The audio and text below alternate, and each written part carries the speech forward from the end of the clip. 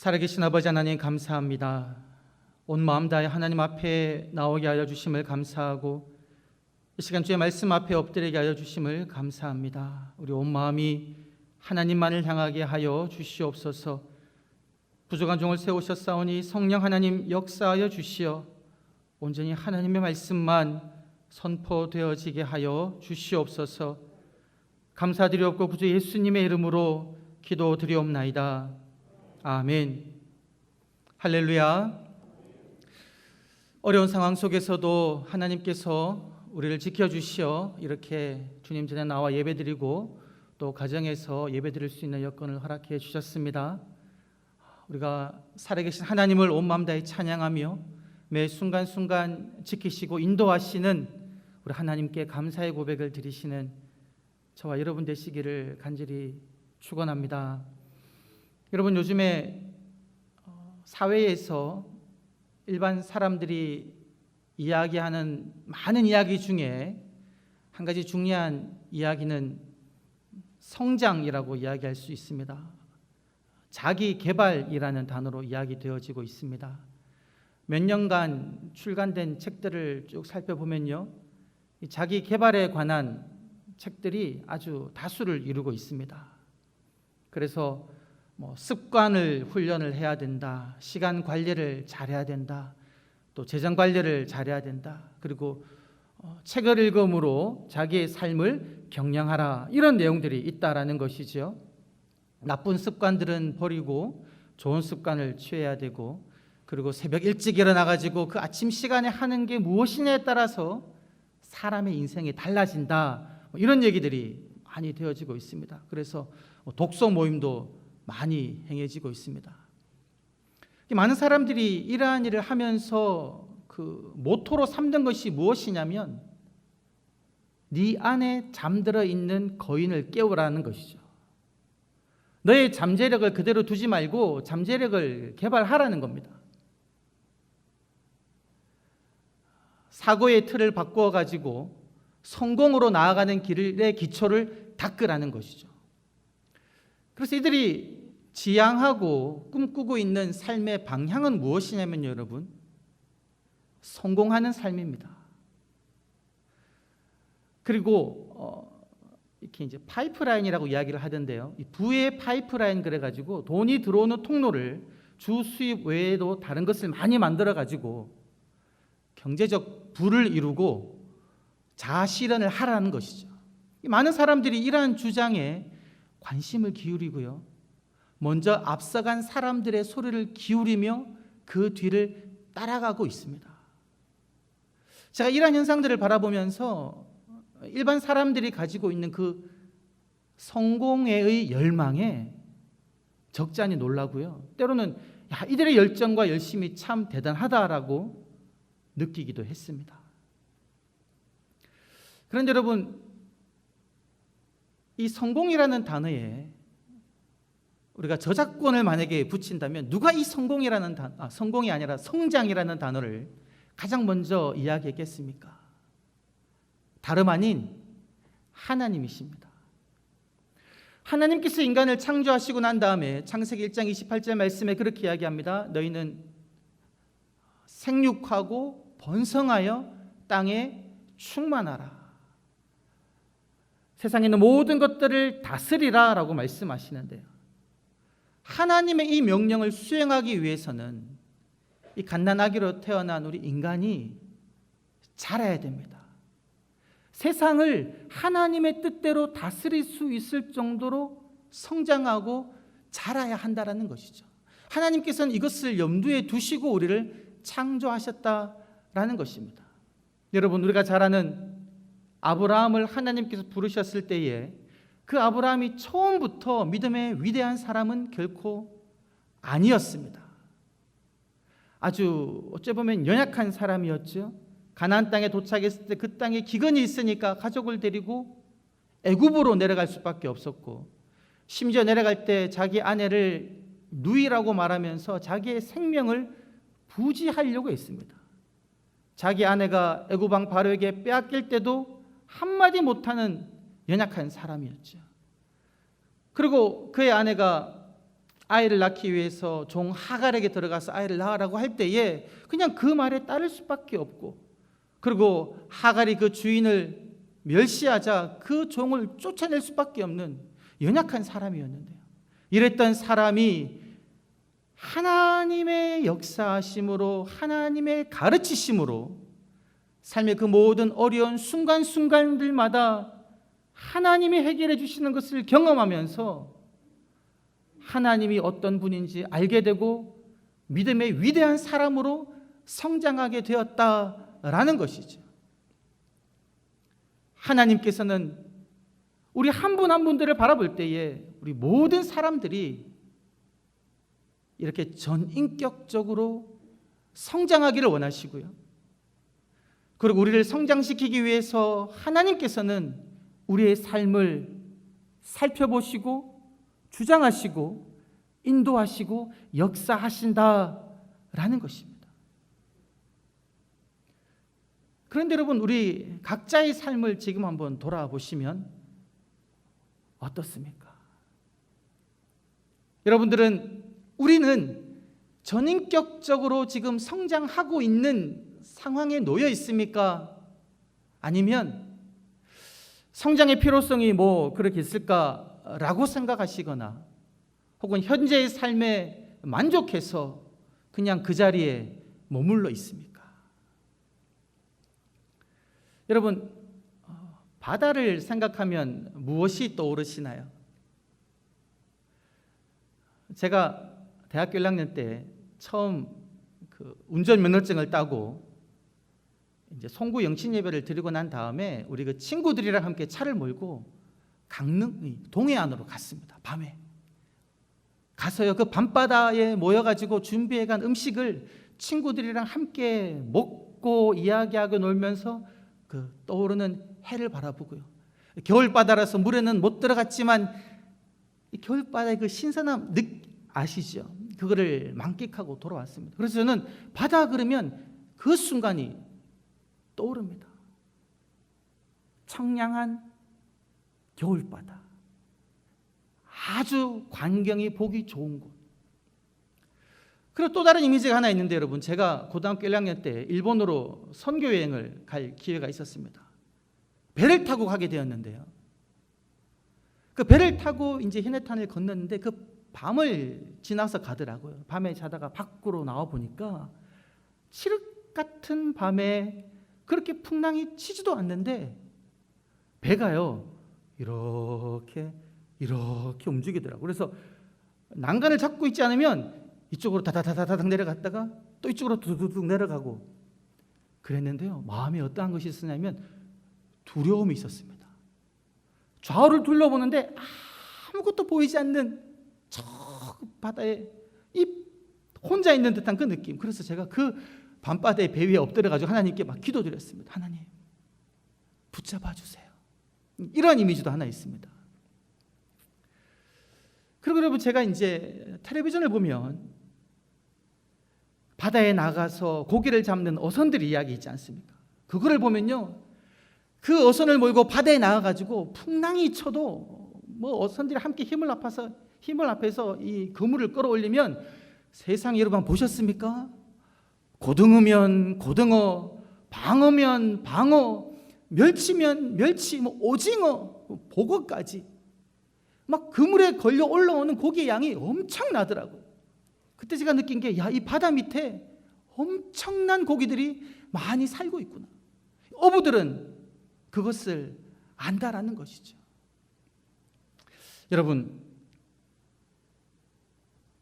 그냥 이 바닷가에 있어서 저 지평선을 바라보며 그 바닷가에 발만 담그는 사람과, 혹은 배를 타고 바다를 건너가는 사람과, 혹은 직접 어부가 되어서 그 풍랑치는 바다 속에서도 아랑곳하지 않고 그물을 던져 물고기를 걷어 올리는 사람과 비교해 보면 여러분, 바다에 대해서 어떤 사람이 더 많이 알겠습니까? 아마 어부가 아닐까 싶습니다. 그 어부들은 안다는 것이죠. 풍랑치는 바닷속을 내가 이기고 견디면 바다가 주는 그 수많은 물고기들을 건져 올릴 수 있을 것이다 라고 알면서 그 어려움을 견뎌낸다라는 것입니다. 그런데 여러분, 어부라고 해서 그 바다의 모든 것을 다 알까요? 여러분 혹시 아쿠아맨이라는 영화를 보셨습니까? 모르신다면 여러분 인어공주는 아시죠?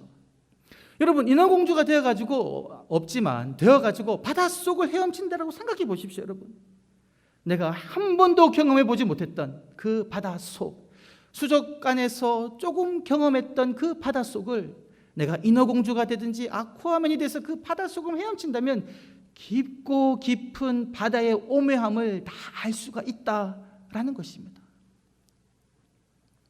여러분, 찬송가 302장을 보게 되면 그 찬송가가 있죠. 내 주 하나님, 내 주 하나님, 넓고 큰 은혜는 저 큰 바다보다 깊다. 하나님의 은혜가 저 큰 깊은 바다보다 깊어서 너는 곧 닷줄을 끌러 깊은 데로 나아가라라고 하나님은 우리에게 말씀하십니다. 후렴을 보게 되면 내 주 예수 은혜의 바다로 내 맘껏 저어가라. 그 은혜의 바다로 저어가라라고 이야기하는데요. 여러분, 2절 가사가 어떻게 되냐면 2절 가사는 이렇습니다. 왜 너 인생은 언제나 거기서 저 큰 바다 물결 보고 그 밑 모르는 깊은 바닷속을 한번 헤아려 보지 않느냐. 여러분, 바다를 보니까 막 큰 물결이 친다는 겁니다. 큰 물결만 바라보고 그 바다 밑 깊은 속에 있는 하나님의 은혜를 헤아려 보지 않고 그냥 뒤로 물러나 버리고 만다라는 것이죠. 3절에는 어떤 가사가 있냐면 이렇습니다. 많은 사람이 얕은 물가에서 저 큰 바다 가려다가 찰싹거리는 작은 파도 보고 마음이 약하여 못 가네. 저 광활한 바다로 나아가려고, 은혜의 바다의 속으로 나아가려고 마음 먹고 달려가려고 하는데 그 순간 찰싹거리는 파도가 일어난다는 겁니다. 그 작은 파도 보고 마음이 약해서 가려고 했던 발걸음을 뒤로 물린다라는 것이죠. 이러한 것이 우리의 모습입니다. 하나님의 은혜는 저 광활한 바다와 같아서 감히 우리가 측량할 수도 없을 정도로 깊고 넓은 하나님의 은혜가 있는데, 크게 치는 파도 바라보며 그 깊은 은혜 속을 바라보지 못하고 물러나거나 혹은 찰싹거리는 작은 파도에 마음이 졸여서 마음이 약해져서 들어가지 않고 그냥 그 자리에 머물러 있다라는 겁니다. 여러분, 하나님께서는 오늘 이 자리에서 예배드리시는 한 분 한 분이 바닷가에 그냥 머물러 있지 아니하고 저 깊은 바닷속을 향하여, 은혜의 바닷속을 향하여 달려나가기를 원하시는 줄 믿습니다. 여러분, 오늘 말씀을 보게 되면 이 히브리서 말씀을 들었던 그 성도들의 상황이 어떠한 상황이었을까요? 영적으로 선생이 되어서 다른 믿음의 사람들을 가르치는 사람들이었겠습니까? 아니면 영적으로 성장하고 장성해서 온전한 사람이 된 상태였겠습니까? 의의 말씀을 경험하여 옳은 것과 거짓된 것을 분별하는 사람이었을까요? 말씀을 보게 되면 전혀 그렇지 않습니다. 여러분, 11절 말씀 우리가 읽지는 않았는데요, 5장 11절 말씀을 보게 되면 그렇게 이야기합니다. 이들은 말씀에 둔한 사람이다. 이 둔하다라는 뜻은 무엇이냐면요, 게으르다는 뜻입니다. 말씀을 듣는데 그냥 게으른 겁니다. 무관심하고 관심이 없어서 말씀을 듣지 않는 그러한 상황이었습니다.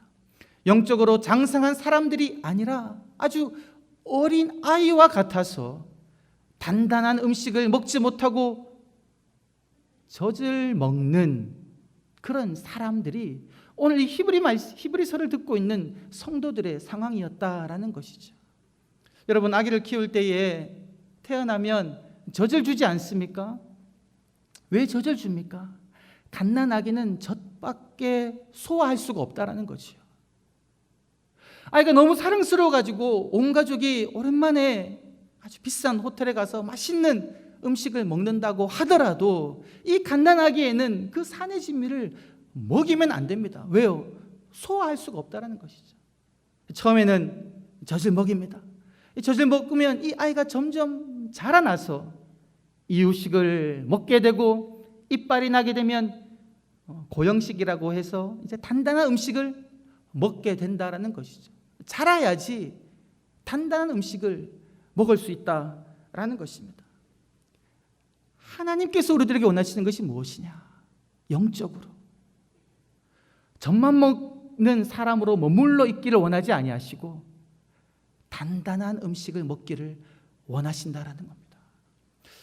여러분, 오늘 말씀을 보게 되면 6장 1절과 2절에 보게 되면 그러한 단어가 등장합니다. 그리스도의 도의 초보를 버려라. 조금 이해하기 어려운 말씀인데요, 12절 말씀에도 그러한 말씀이 나옵니다. 하나님의 말씀의 초보에 대하여 배워야 되는 사람이다. 이 초보라는 말이 등장하는데, 여러분, 이 초보라는 단어는 헬라어로 어떠한 뜻이 있냐면 처음이라는 뜻이 있습니다. 시작이지요. 달리 말하면 출발입니다. 그러니까 그리스도의 말씀의 초보를 다른 말로 우리가 이해하면 그리스도의 말씀의 시작, 말씀의 출발, 여기에 더 이상 머물러 있지 마라라는 것이죠. 그리스도 말씀의 초보가 무엇인지 나와 있는 그 예를 쭉 살펴보면요, 하나님의 말씀의 그 출발이 되고 시작이 되는 것은 무엇이냐면 우리가 하나님의 자녀가 되기 위해 알아야 하는 그 말씀이 그리스도 말씀의 초보요, 그리스도 말씀의 출발이다라는 것이죠.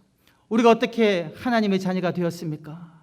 말씀을 통하여 내가 죄인임을 깨닫고 나의 죄로 인하여 나는 죽을 수밖에 없었는데 예수 그리스도의 십자가로 인하여 내 모든 죄가 사함받고 주님이 부활하신 것처럼 나도 죄에서 노임받고 부활의 소망을 얻었다. 주님 다시 오실 때 나도 부활하여 저 천국에서 심판을 받지 아니하고 영생의 삶을 산다. 여러분, 이것이 무엇이냐면 우리가 가지고 있는 그리스도 말씀의 출발이다라는 것입니다. 이 사실을 우리가 알고 받아들임으로써 우리들은 하나님의 자녀가 되었습니다. 이 말씀을 달리 말하면 하나님의 은혜의 말씀이다라는 것이죠. 여러분, 이 은혜의 말씀은 너무나도 중요하고 소중합니다. 이 출발이 되는 말씀을 우리가 알고 있을 때에 하나님의 백성으로 살아갈 수가 있다는 것이죠. 그런데 여러분, 오늘 말씀에 있는 것처럼 그리스도 말씀의 초보를 버리고 완전한 대로 나아가라는 그 말씀처럼 우리는 이 은혜의 말씀에만 머물러 있으면 안 된다라는 겁니다. 하나님의 은혜의 말씀으로 우리가 구원받고 신앙생활을 출발하여 말씀에 순종함으로 내 자신을 말씀에 복종시켜 성화의 삶으로 나아가야 한다라는 것입니다. 은혜의 말씀은 그리스도 말씀의 출발이요, 중요한 말씀이지만 그 말씀에 몰려있지 아니하고 우리가 성장을 향하여 성화의 삶을 살아가는 것이 우리가 걸어야 할 성도의 삶의 여정이다라는 것이죠. 여러분, 베드로가 그 변화산상에서 예수님께서 변화된 그 모습을 바라보았습니다. 모세와 엘리야와 함께 이야기하는 모습을 보니까 너무 보기 좋은 거죠. 그때 들었던 생각이 뭐냐면 너무 황홀하니까 주님, 여기 있는 것이 좋사오니 제가 초막셋을 짓고 여기에 머물러 있겠습니다. 그 말씀에 주님은 아무런 반응하지 아니하시고요, 다시 그 베드로와 그 세 제자를 이끌고는 그 변화산상을 내려오십니다. 내려오셔서 산 밑에서 귀신 들려 고통받고 있는 사람을 고치는 사역을 했다라는 것이죠. 여러분, 우리가 나아가는 삶은 어떤 삶이냐? 내 모든 죄를 용서하셨다, 나는 구원받았다, 거기에만 머물르는 것이 아니라 성장의 말씀을 들어야 되는데요, 단단한 음식을 먹어야 되는데 그 말씀은 무엇이냐면 주님께서는 그렇게 우리들에게 말씀하셨습니다. 아무든지 나를 따라오려거든 자기를 부인하고 자기 십자가를 지고 나를 쫓을 것이다. 주님을 믿는 삶이 십자가를 지는 삶이다라는 것입니다. 한 알이 미리 땅에 떨어져 죽지 아니하면 한 알 그대로 있거니와 죽으면 많은 열매를 맺느니라. 썩어지는 그런 씨앗과 같은 삶이 주님을 따르는 사람의 삶이다라는 것이죠. 사도 바울은 그의 제자 디모데에게 그렇게 이야기했습니다. 네가 복음과 함께 고난을 받으라. 복음을 받아들이고 구원받은 삶으로만 만족하는 것이 아니라 그 복음과 함께 고난을 받으라. 그것이 바로 단단한 음식을 먹는 자의 삶이다라는 것이죠. 여러분, 찬송가 중에 그런 찬송가 있습니다. 예수도 알기 원함은 크고도 넓은 은혜와 대속해 주신 사랑을 간절히 알기 원하네. 내 평생의 소원, 내 평생의 소원, 대속해 주신 사랑을 간절히 알기 원하네. 여러분, 내 평생의 소원이라고 3번씩이나 말하면서 말하고 있는 소원이 뭡니까? 대속해 주신 그 주님의 사랑을 간절히 알기를 원한다. 이 찬양인데요, 여러분, 나를 대속해 주신 그 주님의 사랑을 알고 나만 그냥 그 사랑을 받아 누리며 기뻐하며 구원받은 자로 사는 것이 대속해 주신 사랑을 간절히 아는 삶이 아닙니다. 대속해 주신 주님의 사랑을 간절히 알아서 주님이 내 죄를 용서해 주신 것처럼 나도 힘들지만 나에게 잘못한 사람의 죄를 용서해 주는 삶, 나를 위하여 십자가를 지신 주님의 그 삶을 본받아서 너무나 고통스럽고 힘들지만 내게 핍박하고 욕하는 사람들을 사랑으로 품어주는 삶, 화목의 임무를 주신 하나님의 그 명령을 본받아 세상 속에서 평화를 지키는 삶, 비록 마음이 마음이 힘들고 고통스러워도 그러한 삶을 살아가는 것, 그것이 바로 여러분 단단한 음식을 먹는 자의 삶이다라는 것입니다. 여러분, 성장하기는 쉽지 않습니다. 발전하기는 어렵습니다. 자라나기는 힘들지요. 어린 아기가 자랄 때에 성장통을 겪는 것처럼 영적으로 자라나기에도 고통이 수반됩니다. 아프지요. 그러나 하나님께서는 이 말씀을 통하여 내가 비록 고통스럽고 힘들어도 자라기를 원한다라고 우리에게 말씀하고 계시다라는 것이죠. 여러분, 지금 코로나19로 인하여서 많은 성도님들이 염려하고 걱정하고 있습니다. 예배가 이렇게 되면 또 주중에 있었던 그 정부의 발표와 또 총회의 지침으로 인해서 소그룹들이 모이지 않으면 교회가 더 힘들어지고 우리 믿음이 흔들리지 않을까 염려하고 걱정합니다.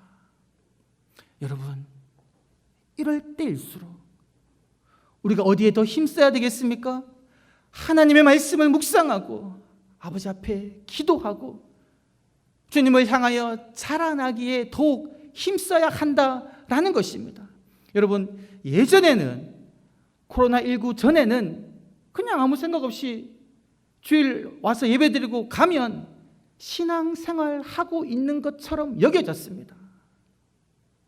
그런데 여러분, 이 코로나19로 인하여서 와서 예배 못 드리니까 아마 생각하기를 성장하지 못한 어린아이와 같은 믿음을 가지셨던 많은 분들은 어떻게 해야 되는지 아마 모를 겁니다. 내가 어떻게 예배를 드리고 어떻게 말씀을 묵상하고 어떻게 기도해야 되는지 알지 못하니까 그 믿음은 점점 약해질 수가 있다는 것이죠. 이럴수록 우리는 더욱더 기도와 말씀에 힘써야 되고요. 지금 우리 교회에서 하고 있는 여러 가지 많은 영적인 훈련들이 있지 않습니까? 이 훈련들에 우리 성도님들이 적극적으로 참여해 주시기를 간절히 당부드립니다. 새벽 말씀이 온라인으로 발송되고 있습니다. 그것을 집에서라도 내가 혼자 들으며 그 말씀을 곱씹으며 눈물을 흘리며 주님, 나의 믿음을 성장시켜 주시옵소서 기도하시고요. 그리고 지금 제가 7월 달부터 날마다 자라나는 나, 이거 지금 작은 것 같지만 여러분, 매일 잠언 한 장 말씀을 읽으면서 영적으로 자라날 수가 있습니다. 하루 3번 1분이라는 시간이지만 그 시간에 하나님을 기억하며 주님께 기도함으로 나의 믿음이 자라날 수가 있습니다. 어렵고 힘든 상황 속에서도 감사 찬양의 고백을 하심으로 인해서 나의 믿음이 자라날 수 있다라는 것입니다. 사랑하는 성도 여러분, 우리가 성장하고 자라나서 의의 말씀을 경험하며 선과 악을 분별하여 하나님의 말씀을 가르치는 선생 되기를 원하시는 그 하나님의 부르심에 모두 응답하셔서 영적으로 저 깊은 바닷속에 있는 그 은혜의 깊이를 체험하시는 저와 여러분 되시기를 주의 이름으로 간절히 축원합니다. 살아계신 아버지 하나님, 어린아이와 같은 상태로 머물러 있지 않게 하여 주시옵소서. 하나님의 한량없는 그 은혜의 깊이를 체험하게 하여 주시옵소서. 감히 내가 말로 형용할 수 없는 하나님의 그 깊으신 역사하심을 경험할 수 있는 그러한 믿음의 위대한 사람들이 되게 하여 주시옵소서. 우리 성도님들 한 분 한 분 붙잡아 주시어서 이 코로나19로 인하여서 모임에 제약이 있는 이 상황 속에 믿음이 흔들리지 아니하고 더욱더 하나님을 향하여 달려나가며 성장하는 한 분 한 분 될 수 있도록 주님 긍휼을 베풀어 주시고 붙들어 주시옵소서. 감사드리옵고 구주 예수님의 이름으로 기도드리옵나이다. 아멘.